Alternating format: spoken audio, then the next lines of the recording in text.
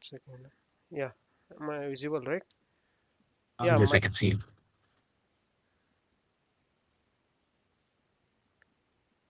hello. But go ahead. I can see you. I can hear you as well. Okay, thank you. Thanks for giving me this opportunity. Myself, Junaid Mullah. I am from Karnataka, Belgaum. Completed my schooling in 2014. Then I joined for diploma in 2014, and I completed my diploma in 2017. After that, for degree purpose, I joined Bachelor of Engineering in 2017, and I completed my engineering in 2020. While studying only, our college having like one terms and condition. We need to complete that 6 month internship. Then I joined for internship purpose in Innovative Tech Solution Pune.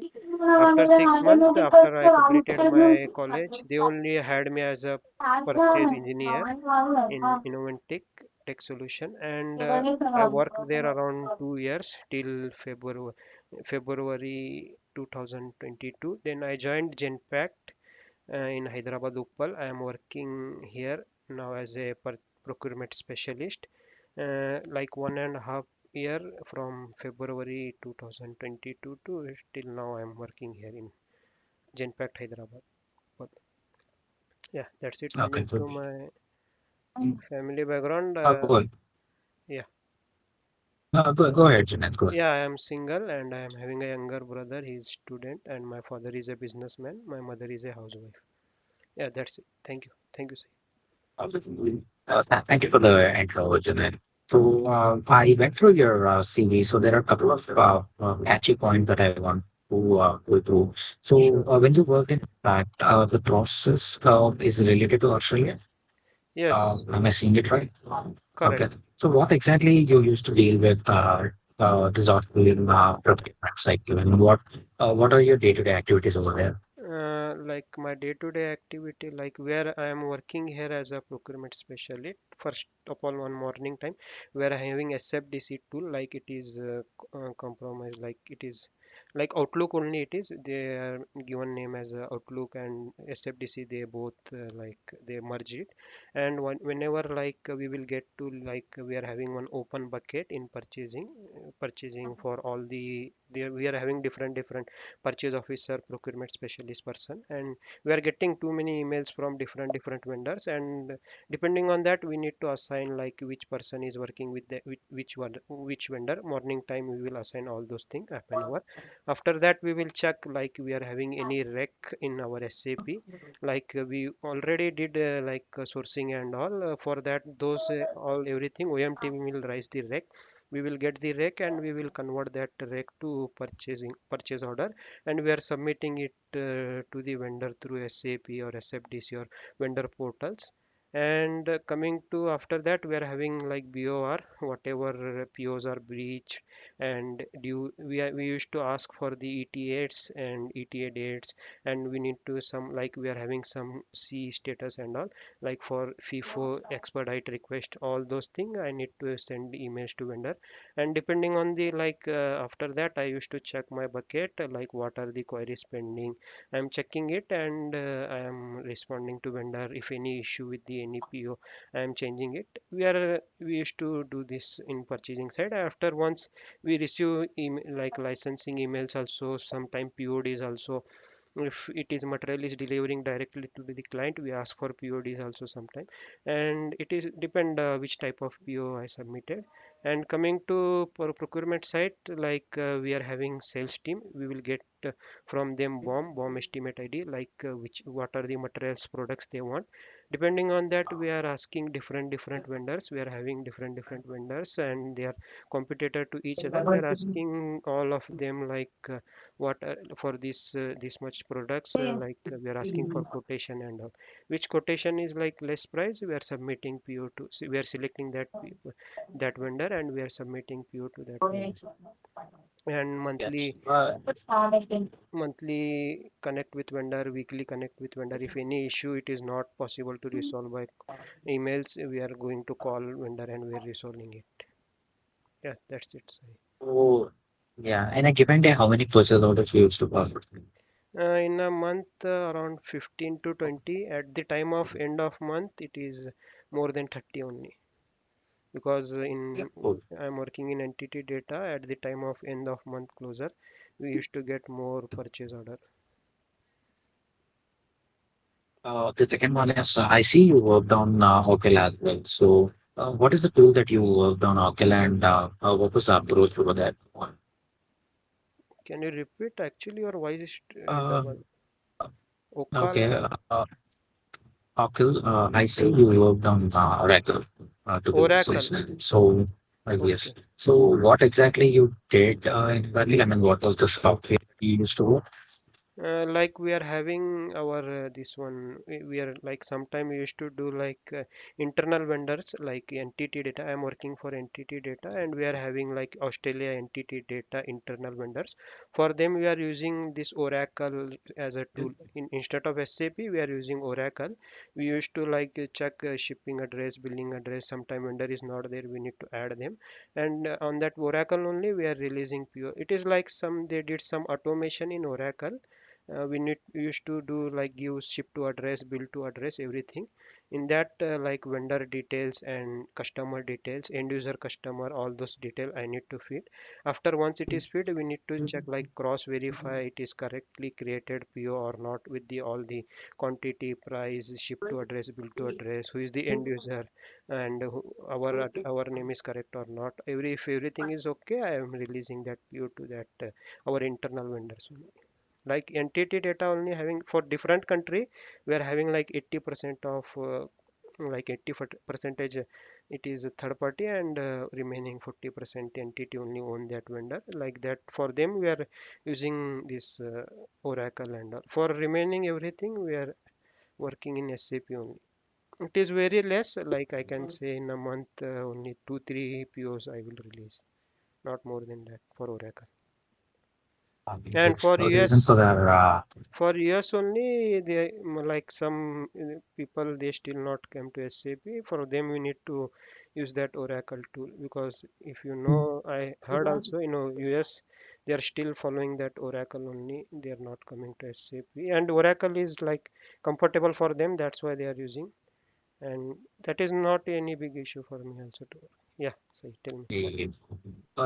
just out of curiosity, as because even I would probably do something. That was a basic reason. Correct. So let me ask a few questions from Rakhya. So my first one is, do you know what is a two-way match and what is a three-way match? Yes, and two-way match is like just we are matching our purchase order and invoice and we are releasing payment. And three-way match is like something we need to check material is delivered to end user. We are asking for PODs for some materials, and sometime we are having like ZTAP and ZTAS land. And for ZTAP lands, our warehouse team need to check that material and they need to GR it. Once it is GR, then only we are cross verifying the in vendor invoice. Once it is correct everything price quantity, then we are releasing it for payment.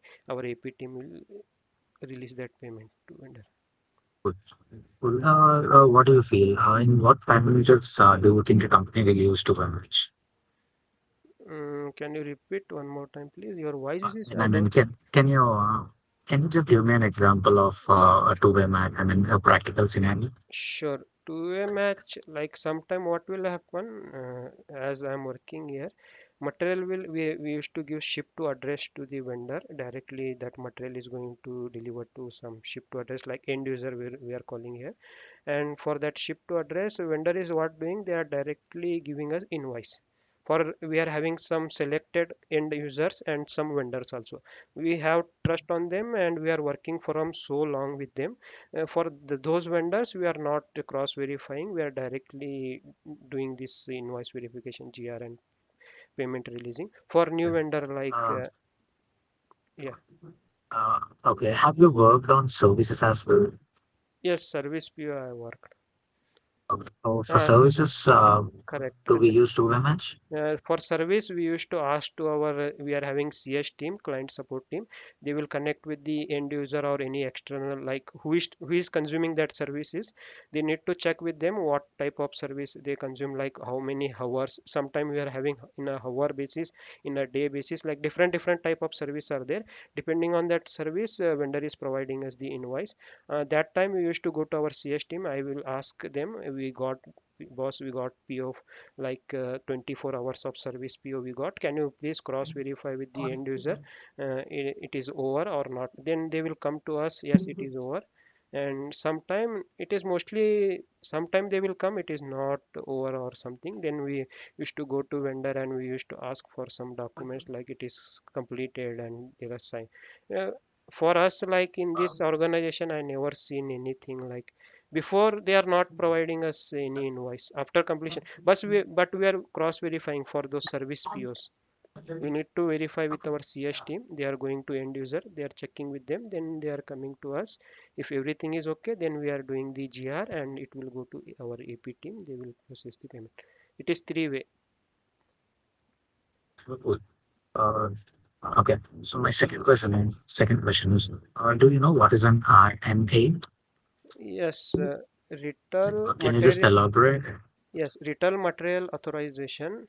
It is like when there are some special, like we are asking to, like we don't want this material or like anything issue or something, like suddenly our end user canceled that PO or we got that PO. That time we used to connect with our vendor and we used to go through that RMA process. We used to ask them, please provide us the a credit note for this invoice and take this material back. We are delivering you to the back, and we need to take confirmation from the vendor that they are accepting that material back. And they are having one team called RMA team. They used to connect with them. If they are agree, there are some different, like some special POs to that material only they are accepting that RMAs and all, otherwise they are not accepting.